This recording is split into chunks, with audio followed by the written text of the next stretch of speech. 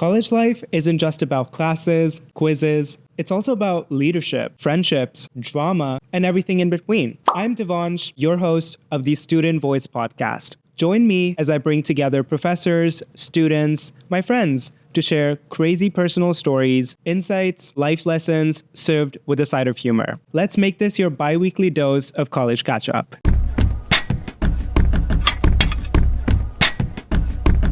What's up, everyone? Welcome back to the Student Voice podcast. I hope you're doing okay. Whether you're listening to this podcast on your commute, procrastinating on that really important assignment, or hiding from your group project, I see you. This week, we're diving into something that we all pretend to be on top of. It's wellness. Yeah, I know, wellness is that thing that we all say we're doing, but usually just end up binge watching a Netflix series with a side of pizza. Before we dive into all of it, we are going to take a quick recap from our previous episode. In the last episode, we talked all about getting involved on campus. We even had an amazing conversation with CCSAI President Ajane Adams, and also played rapid fire with the candidates. If you haven't already, be sure to check it out and cast your vote. All right, everyone, let's talk about wellness. It's not just about trying to eat healthy, hello ramen noodles, or pretending you went to the gym. Trust me, we've all been there. It's about taking care of your mind, your body, and everything in between. Because when your mental health takes a hit, trust me, everything else does too. So if you feel like you've been losing it, and let's be real, who isn't? Here's a pro tip. Breathe. I know. It sounds like something your yoga instructor would say, but it's definitely helpful when you're drowning in that due assignment panic, or even just a walk around campus or a little nap. You know what? Let's do it together. Let's take a deep breath in. Hold. Now breathe out. This definitely helps. And to take the conversation further, I have a special guest joining us today from CALCS. Please give a big Student Voice welcome to Angie. Hello. How are you? I'm good. How are you? Great. Thank you. Thank you so much for joining us today and wanting to share your insight and your advice with our students. Yeah, I think it's a really good opportunity and a space to share with students things that are normal. And maybe we don't know that others are feeling similar to us. Exactly. So I would love to start our conversation by having you tell us a little more about CALCS and what your role is within CALCS. Sure. So CALCS, for those who don't know about it, is basically Center of Accessible Learning and Counseling Services. So what's CALCS is not only about accommodations for students that need this, but it's also about giving support to students and having fun also. Like it's wellness, well-being, doing different activities that help you go through the college life. Wow, that sounds interesting. And I love CALCS. I've been accessing services from CALCS for a long time. Now, for people who don't know, would you mind sharing what are the services and resources related to mental health and wellness that are available to students and how they can access them?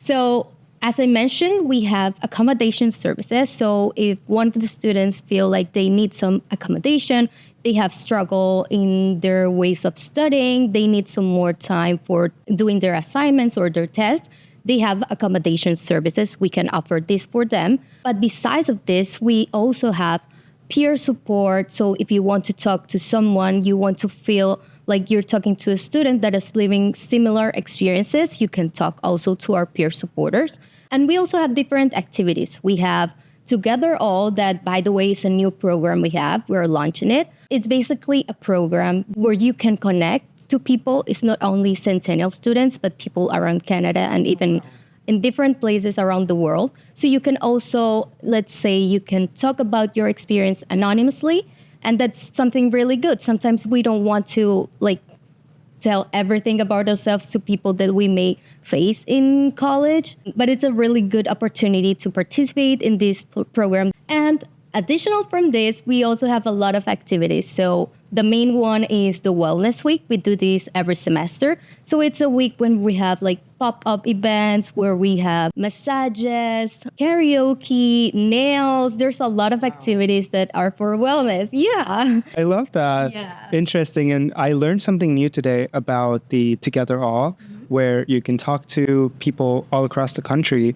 And I know especially a lot of students, because we deal with anxiety and stress, especially during exam season. So do you have any tips or tricks, recommendations, or things that people can do during this time to make them feel more in tune with themselves and not panicky? Yeah. So one of, as you said, is like a cliche thing, but the first thing you should do when you're starting to feel maybe anxious, sometimes we don't even notice we're anxious. We don't know how to define what we're feeling. So the first thing we can do is just stop and breathe. It's so simple, yeah? It's simple and it doesn't take any resources. So the first thing, stop and breathe and try to think like, what are you really feeling? So it's important to acknowledge that anxiety and this stress is normal to feel it when we are, especially when we are around tests. So acknowledge that it's normal and that many other people feel like you. And this doesn't take the value of what you are feeling. So it's normal to feel it, but it's okay that you also look for help. If you're feeling that you're starting to, let's say, not sleep well at night, not because you don't have time to sleep, but because you can't really sleep, or not eating well, or stopping to do like activities that you usually do, it's good to look for help. So one of the ways you can look for help is with your friend, your family. But if you're not comfortable with talking to this about with your family, you could go to CALCS, and that's what we're for, like to help students when they are struggling with these seasons that are maybe more stressful, more anxious. Oh, that's so insightful. See, it's not just me saying it. You can definitely reach out to CALCS and they will hook you up with the right resources before you reach your I'm going to explode mode. Thank you so much, Angie, for joining us today. And it was lovely talking to you. Thank you. Thanks. You want the best college experience, right? And what if I told you you have all of it in your hands? How exciting does that sound? With the upcoming elections for the Student Board of Directors coming up on March 20th and 21st, there are a lot of myths that my next guest and I will be getting to the bottom of. Please welcome Lovey Reed from our very own CCSAI. Oh. Hello. Hello. How are you? I'm doing pretty good. How are you? I am amazing. Thank you so much for joining me today. Oh, it's a pleasure to be here. Now, I want to ask you that there are so many myths, misconceptions around the elections. Is it like a popularity contest? Is it like people are like, I don't have time to vote, or people are just confused? So let's start by talking about how easy the whole process of elections is. Definitely. Voting on campus is very easy. It is as simple as opening your email. So every student on election day on March 20th and 21st, you'll get a personalized link emailed to your Centennial email. You click on it and you can vote for who you want to be the president of the student association and your campus representative if someone's running. So if I'm at the Progress campus and people are running for the Progress campus, then you can pick who to vote for. But every single student gets to vote for who will be the president of the entire student association. It couldn't be more simple than that. So easy. Right? Okay. And there are a lot of students who ask me this question, or I've heard this question before. Do like student votes really matter? And what should students be considering while choosing who to vote for? Definitely your vote matters. It makes a significant difference. There have definitely been margins on campus where one person has won within a difference of 10 votes. So if 10 students voted another way, a different person could have been elected. So every single vote counts number for number. In terms of what you should consider when you're voting, I'd consider the person that's running.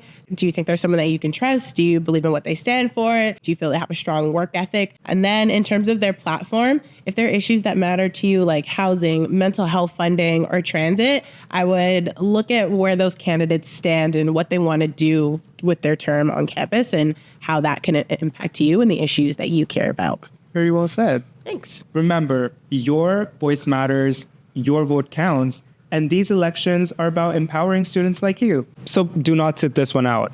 Mark your calendars for March 20th and 21st, and we'll see you there. See you there.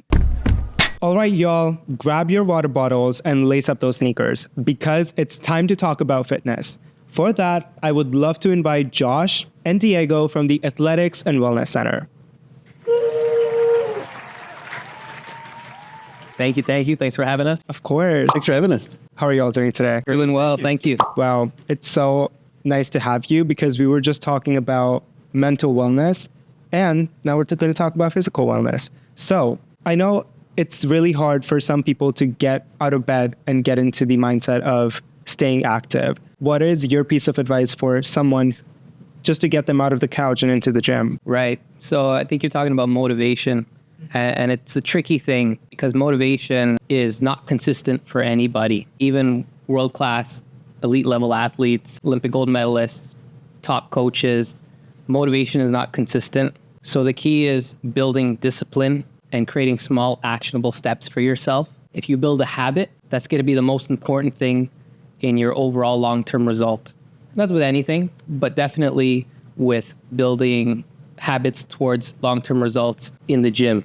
I'm thinking also, if you're not used to having that motivation or even the consistency yet, if you're having a long, stressful week at school or at work, maybe even start small. You can start at home, lifting a couple of dumbbells. You have something small. It doesn't have to be a gym at home, but something small you could do a little bit here, a little bit there until you get that consistency going, and then you're ready to go to the gym. I'm glad you mentioned that because it really ties into my next question. A lot of us have really tight schedules, and sometimes it can be really hard for us to find time to stay active, go to the gym. What are a piece of advice that you would offer to students who want to find the motivation to go to the gym but do not have a lot of time? I would say take a study break and just stretch. We just stretch because sometimes you're sitting there, you're reading something, you're hunched over on your laptop, and even something as simple as stretching, it doesn't have to be something overly complicated. Just stand up, walk around the room, so you don't even leave your house, your apartment, or your condo, whatever it is, and just stretch. That alone gets your blood flowing, alleviates some of the stress, especially in the shoulders, and just move. And that should be helpful, I think. Yeah, we see just over 1,000 people come through the Athletic and Wellness Center every day.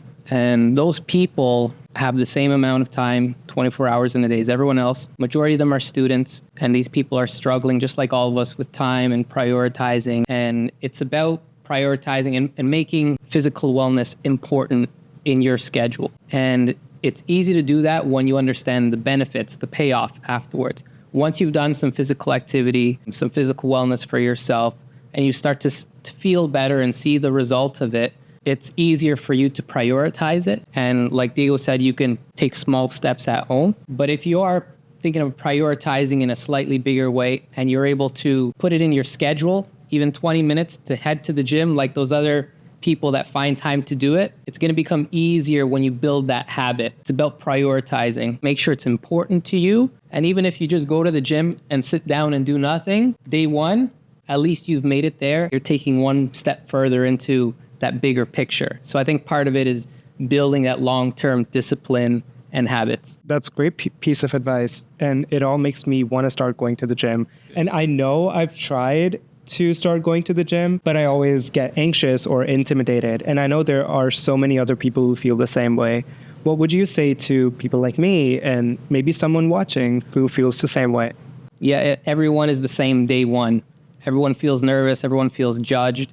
Everyone feels intimidated, scared. Often people feel silly or embarrassed. These are common feelings for new people. Everyone feels the same way until they find out that the people in the gym could care less because everyone's trying to do the same thing. Because everyone's feeling the same way, but trying to have the same end goal, which is improving their physical wellness. And once you realize you're a part of that larger group and that larger picture trying to achieve the same goal, I think it becomes a little easier, and then it becomes less embarrassing. You have less anxiety once you realize, although people look around, they're not actually staring at you. Most people can care less what everyone else does in the gym because they're feeling the same way and focused on themselves and worry about themselves, just like you or anyone else with that anxiety in that moment. No, I was thinking the same thing.